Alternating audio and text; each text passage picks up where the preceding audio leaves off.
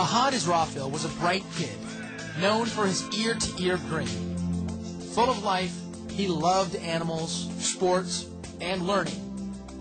But hopes for a full life were shattered when a tragic accident left him with just half a brain. It didn't hit me at first just how bad it was. The tragic tale unfolded one night while Ahad was working at a local convenience store in his hometown of Dayton, Ohio. Ahad was caught in the line of fire. This 14-year-old boy with his whole life in front of him was on the floor, shot in the head. There were police already inside the building, a young man laying on the floor in a big pool of blood. It was the most blood loss I've ever seen. It still raises the hair on the back of my neck. Ahad's mother, Khadija Ahmad, remembers the terrible news she received that night. The doctor tried to, in a nice way, let me know that he did not think Ahad was going to survive. The delicate surgery will take hours. The bullet has shattered the entire right side of Ahad's skull. Surgeons, if they can save him, will have to remove a major section of cranium. Once completed, all they can do is hope for the best.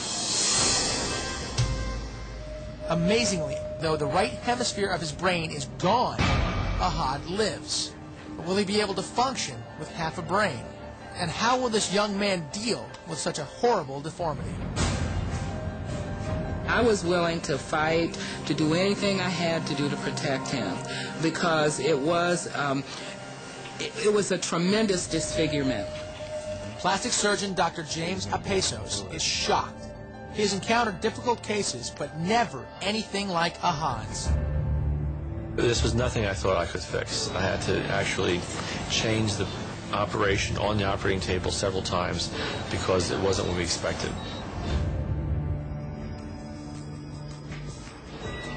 Incredibly, over the next 14 years, Dr. Apesos performed numerous reconstructive surgeries on Ahad. Many attempts failed. At one point, due to complications, Ahad even slips into a coma. But despite it all, he never loses the will to live or his sense of humor. You're really coming for good. You want it? We got to the point where we would laugh about it. I used to kid him and tell him his head looked like a deflated basketball. Finally, through trial and error, Dr. Apesos develops an amazing solution.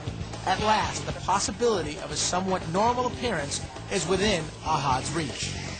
We created a silicone implant, similar to a breast implant, except solid stylastic, not jelly.